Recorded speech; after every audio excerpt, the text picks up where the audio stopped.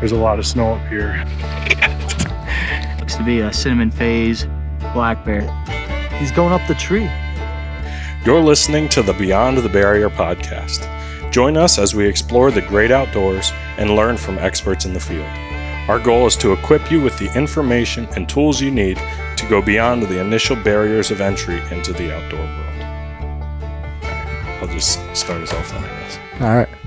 All right, guys, here we are. The first Beyond the Barrier podcast, episode 1. Super stoked to be here today. This is going to be fun. I'm here with Keegan today. What's up? And we're going to just lay out what we are going to do with this podcast and our goals and a little bit of background information. Yeah, background information about us.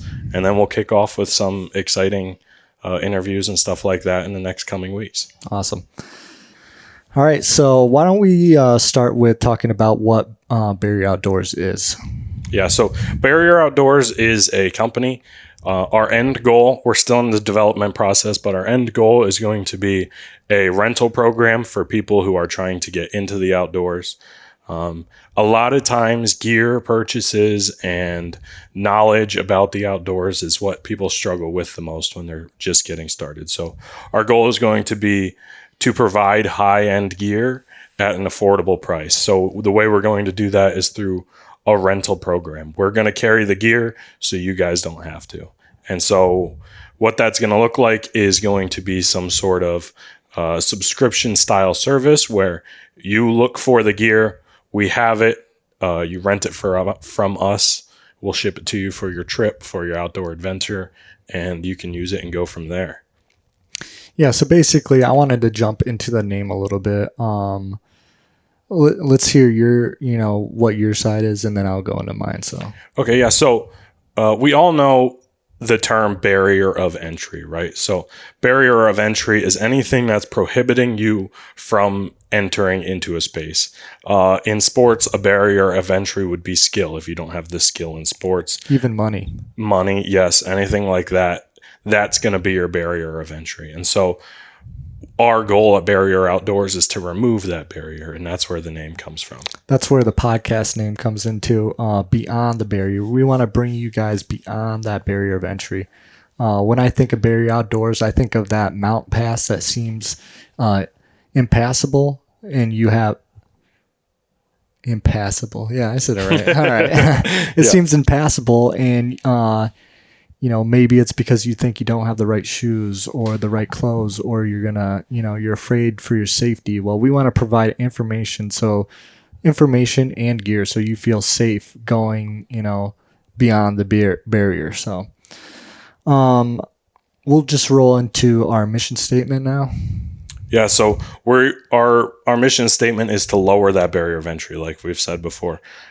We enjoy and we love the outdoors so much that it's a shame for us to see new people or adult onset hunters or young hunters who just want to get into the outdoors but are in a place in their life where they can't afford it, or they feel like they're not safe to enter the outdoors with this height without a certain level of gear. And it's just a shame to see that. And the goal is to be able to provide a safe and exciting experience for everybody, regardless of your position or your standing. Yeah, I feel like a lot of kids or people that are just getting into this get into a gear spiral where they're thinking about their gear so much that they're not going out and hunting. So I feel like that's part of an information divide where people aren't getting enough information or the correct information, and they'll go on these endless spirals looking to gear, but end up not actually hunting. So if we could provide blogs or pre-built packages that these individuals could subscribe to, it'll take a lot of the guesswork out, and then they'll feel more comfortable getting out there. So yeah, 3 of the main words I use to describe what we're trying to do here would be to inform,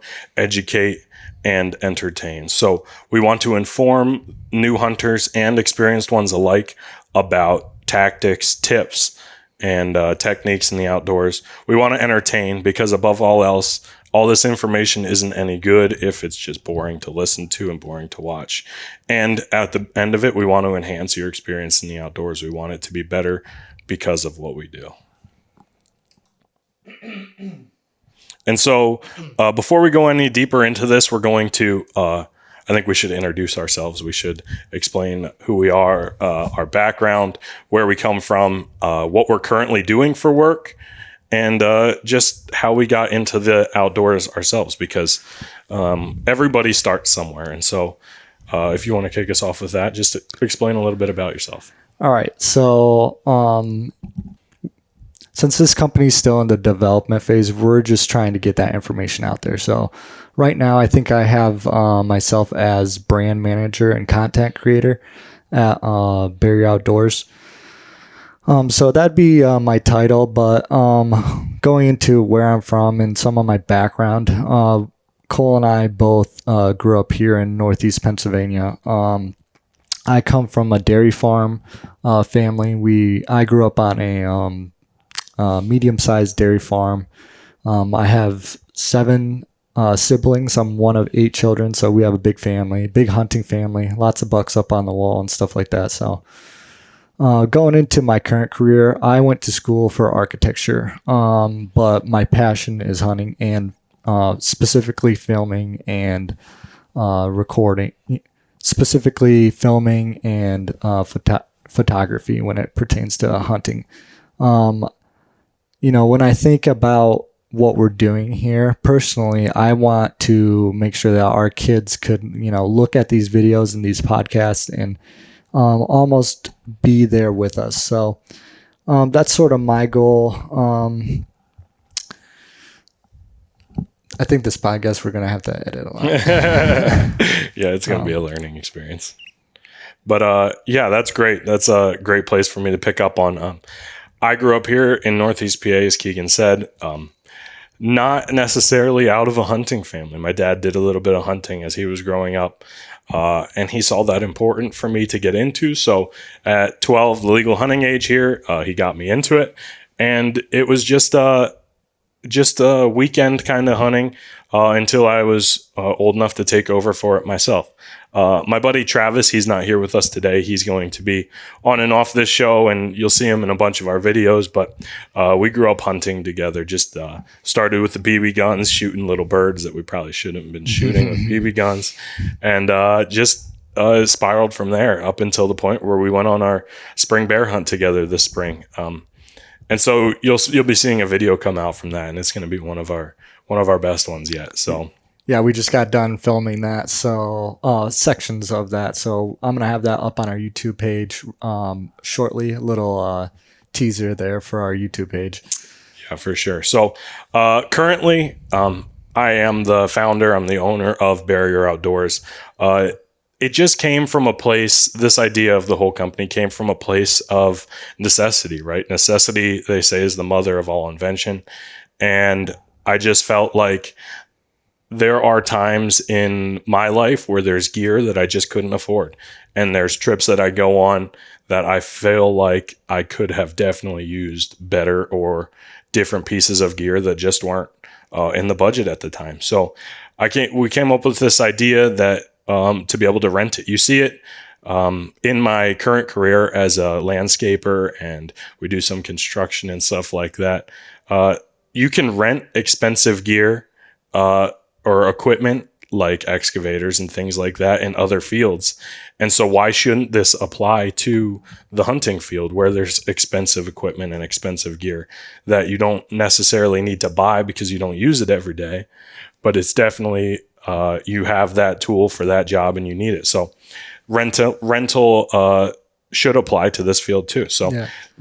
I would like to add in here one type of person we think about often is like, let's say this guy's been saving up his bonus points or preference points for 20 years, and he plans on using this gear like, let's say, maybe one time, but he wants to be safe while he's out there, and he doesn't want to drop, like, if you're doing Sitka or Kuyu or whoever, you could be talking several thousands of dollars. Yeah, and absolutely. just on top of a hunt that you're probably paying for a decent amount of money. Some of these tags are a couple grand to begin with. Yep. And then, it's a once in a lifetime tag and you're going to get a nice taxidermy. Yeah. So we're talking 10 grand. Yep. Easily. And for the working man and for a family man, That's 10 tough. grand is just not rolling around. So it's very important to be able to have the gear you need to enjoy that once in a lifetime hunt, Yeah. but not at the same time just empty your pocketbook. Yeah. Yep. All right. So why don't we move on to, we talked a little bit about our background and family and our careers, but let's go into, what our goals at Barrier Outdoors is. Yeah, so some of the main goals, like I said, we want to educate, inform, entertain, things like that. And currently we are on the inform and entertain stage of this journey. We have our YouTube up. We have Instagram. If you don't follow us along there, here's a little shameless plug. Head over to the YouTube, subscribe to that because we're constantly dropping some fun videos for you guys to watch. Keegan and I both shot great bucks this year, and so both those videos are And live. my dad. Yeah, and his dad all shot great PA bucks this year. So if you're not following us there, head over there. We have some cool videos up there right now. And so as we develop this rental company and everything that goes into that, like the website and all that stuff, we are rolling out videos. We're rolling out this podcast so that we can keep you guys in the loop. We can knock those things out right now. We can keep you, we can keep educating you guys. We can keep informing you guys about gear and tips and tactics and just some of the cool stuff like that.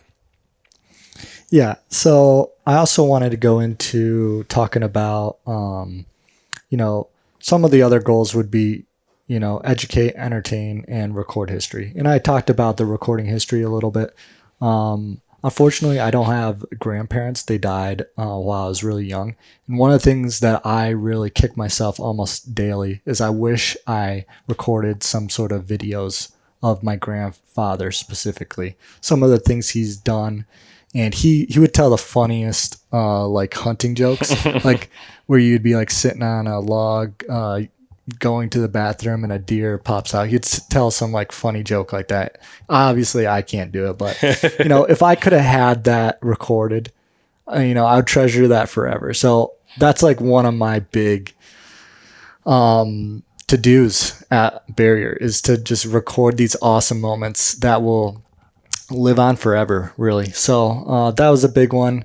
Entertaining is like a side note type of thing. Like we're funny guys. You'll learn that as we get more comfortable with what we're doing. It takes a lot to get comfortable in front of cameras and getting your voice recorded and listening to it. But I think the big one, big two would be creating that community and educating. So Yeah, absolutely.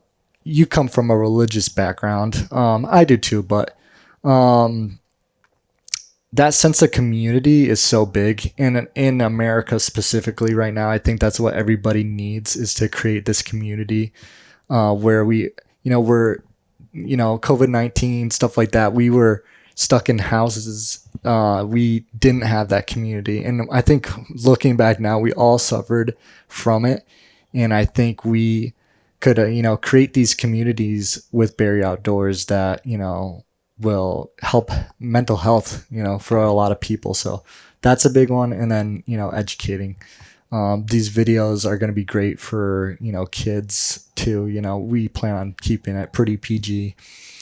So it'll be, when you think of Barrier Outdoors, I want you to think of family, Yeah, absolutely. As going back to that community aspect, as a Christian growing up in a Christian household and going to church, there's always been a sense of always having somebody there for me, whether it's my parents, aunts, uncles, people at church. That's a super important part of my life, and I don't want that to go out the window because as the outdoors and entering into the outdoors, I see that as God's creation. And getting people out there is just a completely different experience when you think about it in that way. So the community aspect of this is super important for me. I just want people to feel like they have somebody to always to turn to be able to know what they are doing in those times. And so that's super important. It was super big thing for Keegan to bring up there. And so as we are explaining this part of what we're doing currently with Barrier Outdoors, I also want to hit on some of the more upcoming future things that we have looking forward to for Barrier Outdoors. So in the next coming months and this year, we have some super cool hunts planned. And the main one we're planning for right now would be Colorado over-the-counter archery. And I know that's hit on a lot by a lot of people because of that barrier of entry there, right? You don't need to draw the tag. It's over the counter, and it's for one of America's most sought after big game animals. So Elk. hopefully along the way, we can podcast, we can video, and we can just help you understand how to do this hunt a little bit more practically and in a way that is helpful to the average American. Yeah, so we got a lot of good hunts coming up.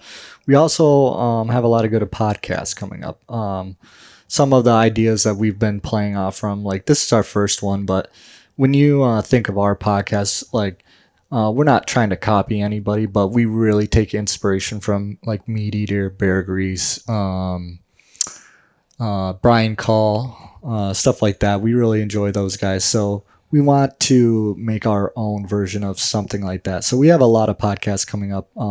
Like I said, I come from a hunting background. I have a lot of siblings that all have their own individual stories from, specifically my dad. He's 63, so he's been doing hunting for quite a while, and he would go on big drives out to the west and stuff like that. So I think my dad's going to have a lot of cool stories. Just to hit on something real quick with my dad, there was a moment where he almost got left behind in a blizzard. So I think that podcast, keep your eye out for that one. But so we have a lot of cool podcasts that we plan on doing. Videos as always, big hunts. So another thing that we'd like to get into, we're working men and we're doing this for fun.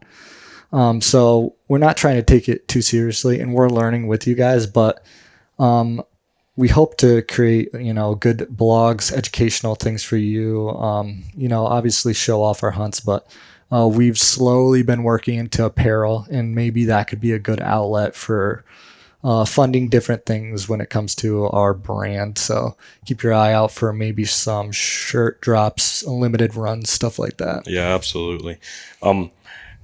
I love my current job in the outdoors, but hunting and I love my current job in the labor space. I couldn't ask for anything better when it comes to letting me get the hunting time in, but my true passion does lie in the outdoors, and to be able to do this full time someday is just it's a great dream of mine. So getting into the apparel, getting into working with other people in the outdoor space is a great goal for mine. So be on the lookout for some of that, some of the ways you can support our podcast and support our YouTube channel, and just keep an eye out for the educational stuff we have coming out too. We're going to be, we hit up New York this year. It's relatively close to where Keegan and I live, and we filled our Pennsylvania tags real early. So for first and second day. Yeah, absolutely. It was quite the season.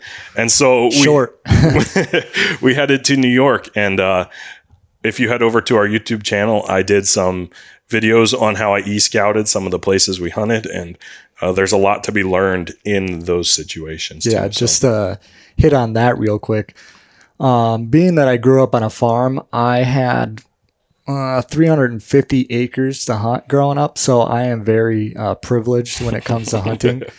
Although there was at one point probably 5 or 6 of us young boys hunting at the same time. So, but it was not crowded like public land is, and it was it was managed. We could it was ag, a lot of ag, probably 110 acres of ag probably, and the rest was old forest and stuff like that. But apple trees too, stuff like that. So there was a lot of access. There's a lot of deer. There's always deer there. So I just want to hit this real quick. Don't want to spoil too much, but going to that New York public land was an eye opener for me specifically. It was the first time doing a public land hunt, and that brings in another part of what we want to do: conservation. Like I thought about up there, it's a lot of old monoculture trees, a lot of, the same trees, not a lot of understory, not a lot of stem count. So, that goes hand in hand with not a lot of deer.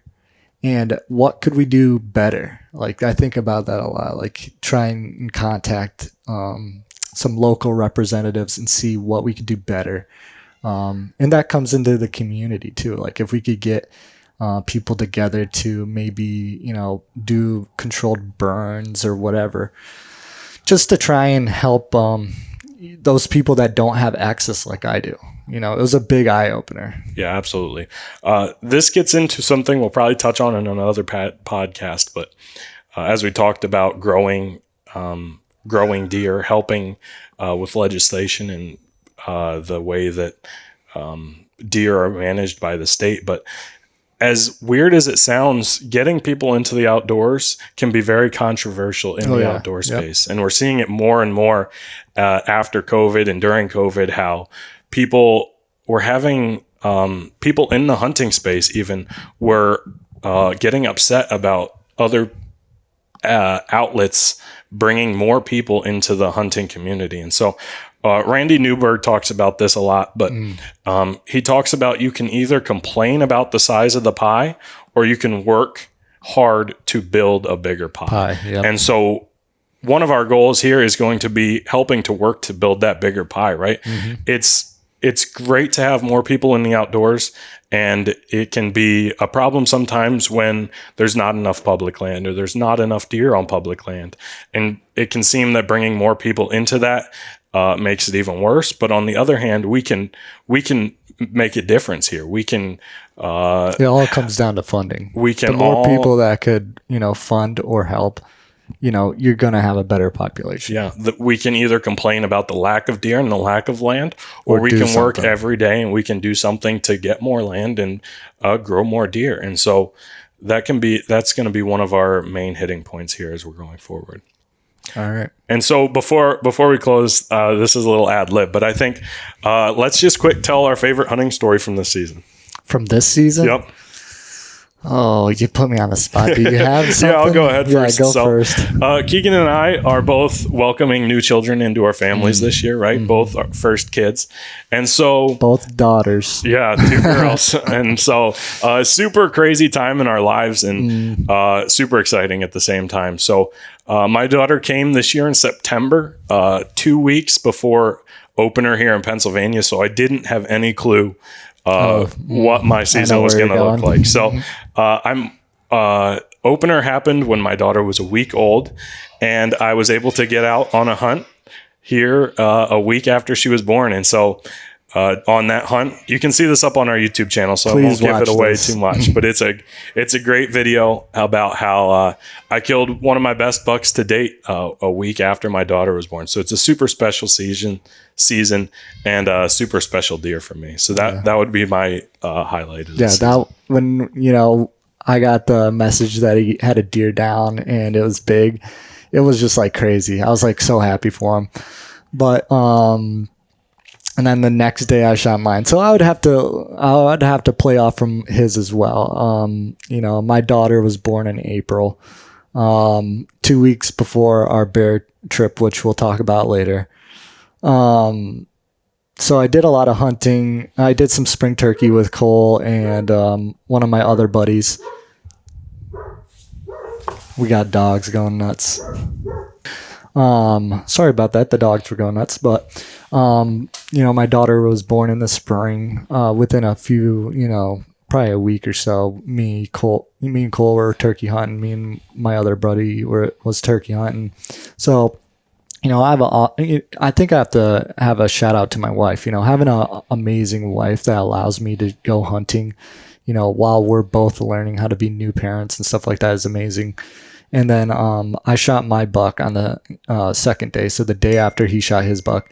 So, back-to-back bucks, that's always awesome. And this year was just, a big learning year for me. I learned so much.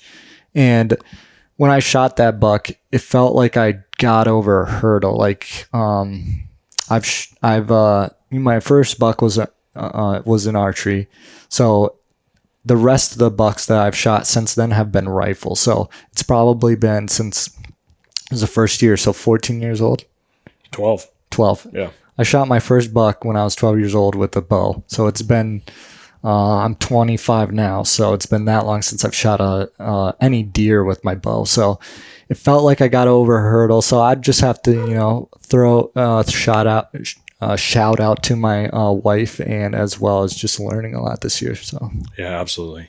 So thanks for joining us on the first Beyond the Barrier podcast. It's a production of Barrier Outdoors, if you didn't pick up on that yet. So stay tuned for our next couple podcasts as we go into our bear hunt from this spring. And so thanks for listening, guys, and we'll catch you on the next one. All right, see you later.